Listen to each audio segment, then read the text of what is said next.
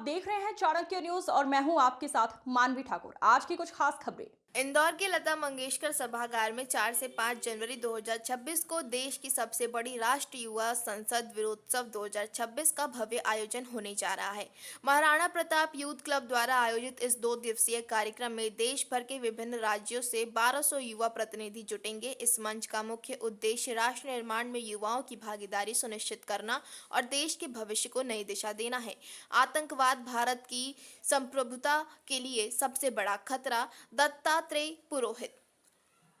राष्ट्रीय युवा संसद वीरोत्सव 2026 के अवसर पर आयोजित विचार मंथन सत्र में वक्ताओं ने आतंकवाद को भारत की संप्रभुता, एकता और आंतरिक सुरक्षा के लिए सबसे बड़ी चुनौती बताया। इस दौरान मुख्य वक्ता दत्तात्रेय पुरोहित ने कहा कि आतंकवाद केवल हिंसा का माध्यम नहीं है, बल्कि यह भारत की लोकतांत्रिक व्यवस्था, सामाजिक ताने बाने और राष्ट्रीय संप्रभुता को कमजोर करने की सुनियोजित साजिश है। दत्तात्रेय पुरोहित ने अपने संबोधन में कहा कि आतंकवादी गतिविधियां सीमाओं तक नहीं सीमित है, बल्कि ये विचारधारा, अफवाह, डर और विभाजन के जरिए देश को भीतर से खोखला करने का प्रयास करती हैं। उन्होंने कहा कि जब किसी राष्ट्र के नागरिक असुरक्षित महसूस करने लगते हैं, तब उसकी संप्रभुता स्वतः कमजोर होने लगती है। उन्होंने स्पष्ट किया कि आतंकवाद का उद्देश्य केवल जान माल का नुकसान नहीं, बल्कि शासन व्यवस्था पर अविश्वास पैदा करना, आर्थिक विकास को बाधित करना और युवाओं को भटकाना है। सीमा पार से प्रायोजित आतंकवाद भारत की अखंडता को चुनौती देता रहा है, लेकिन देश की सुरक्षा एजेंसियां, सेना और नागरिकों की एकजुटता ने हर बार इस साजिश को विफल किया है। दत्तात्रेय पुरोहित ने युवाओं से आह्वान किया कि वे राष्ट्र विरोधी विचारधाराओं को पहचानें और उनका डटकर विरोध करें। उन्होंने कहा कि युवा शक्ति ही आतंकवाद के खिलाफ सबसे बड़ा मजबूत ढाल है, बशर्ते वह जागरूक, शिक्षित और राष्ट्र हित के प्रति समर्पित हो। कार्यक्रम में मौजूद अन्य वक्ताओं ने भी कहा कि आतंकवाद के खिलाफ लड़ाई केवल हथियारों से नहीं, बल्कि सामाजिक एकता, सूचना की सही समझ और संवैधानिक मूल्यों की रक्षा से जीती जा सकती है। राष्ट्रीय युवा संसद का उद्देश्य युवाओं को लोकतंत्र, राष्ट्रवाद और जिम्मेदार नागरिक के प्रति जागरूक करना है।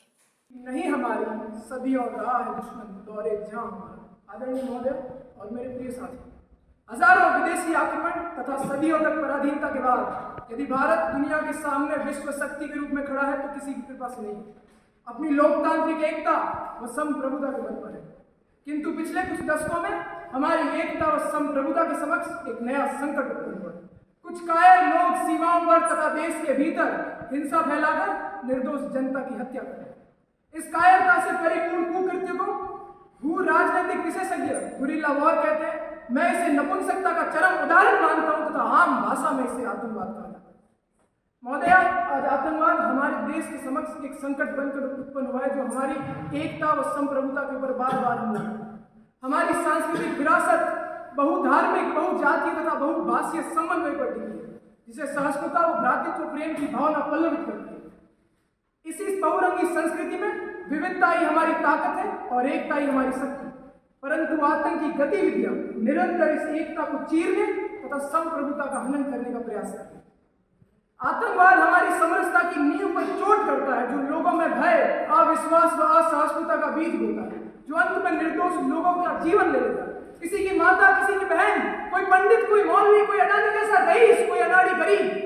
आतंकवाद ना तो धर्म देखता है, ना ही जाति और ना ही आपकी संपत्ति। यदि देखता है तो केवल अपना मकसद और सुनता है तो केवल अपने आतंकी आकाओं की। महोदय, आए दिन कश्मीर में आतंकी मुठभेड़ में हमारे जवान वीर गति को प्राप्त होते हैं। खैर, उनकी छोड़िए, उन्हें तो सेना देख लेगी, पर उनकी सोचिए जो चुनावी मौसम में जालीदार टोपी पहनकर देश धर्म को ठेंगा दिखाते हैं, ये घर के बेदी लंका डालते हैं। महोदय, मन तो मेरा भी बहुत था कि मैं इस मंच से अन्य साथियों की तरह अहिंसा परमो धर्म, अहिंसा व शांति से आतंकवाद का समाधान हो सकता है, आतंकवाद का कोई धर्म नहीं होता, नाना प्रकार की भ्रामक बातें करते। पर जब मेरी आत्मा ने आतंकवादी हमलों में कटे फटे जिंदा जवानों के मरे हुए चेहरे देखे, दूर कहीं मरुस्थल में निर्दोष जवानों के लाशों के ढेर देखे, 26/11 में भारत मां के खून के आंसू देखे तथा पहलगाम में धर्म पूछकर माताओं बहनों की आंखों के सामने उनके सुहाग गुजरते देखे, तो आतंकवादी आक्रमणों से पहले से आज मेरी आत्मा ने अहिंसा का और समर्थन करने से इनकार किया। आतंकवाद का यदि कोई समाधान है जो हमारी एकता व संप्रभुता का संरक्षण कर सकता है, तो केवल कूटनीतिक तथा कठोर सैन्य कार्रवाई पर आधारित है।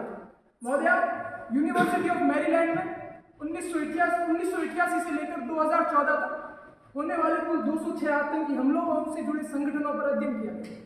अध्ययन में डॉक्टर सेठ जॉन्स तथा मार्टिन लिबिकी ने यह पाया कि 97% आतंकी संगठन केवल कूटनीतिक तथा कठोर सैन्य कार्रवाई से शांत हुए। अहिंसा व बातचीत ने केवल 3% आतंकी संगठनों को शांत किया, वो भी करोड़ों डॉलर देने के बाद, वो भी कुछ समय के लिए।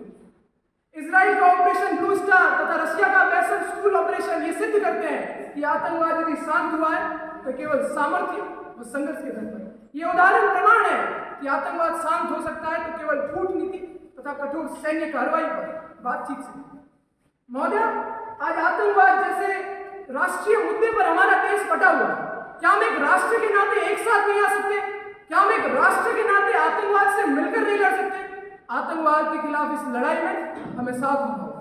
जंग छेड़नी हमें अपने खून की, अपने जमीन की, अपने राष्ट्र की, उसके लिए हमें साथ आना होगा। धार्मिक, जातीय तथा भाषीय मतभेदों व विवादों को छोड़कर एक समय था जब कहा जाता था कि शिक्षा व रोजगार से आतंकवाद को समाप्त किया जा सकता है, पर हाल ही में हुए दिल्ली के हमले ने यह सिद्ध किया कि ये जो नया टेररिस्ट का व्हाइट कॉलर मॉड्यूल है वो शिक्षा से भी पार है। हमें शिक्षा से आगे बढ़कर समाज के अंदर मिलकर काम करना होगा। अगर समाज मजबूत होगा तो आतंकवाद कमजोर होगा। अंत में मैं यही कहना चाहता हूँ, शांति का मार्ग सदैव सामर्थ्य, संघर्ष तथा संकल्प से होकर गुजरता है। यही मेरे राष्ट्र की भक्ति है, संगठन में शक्ति है।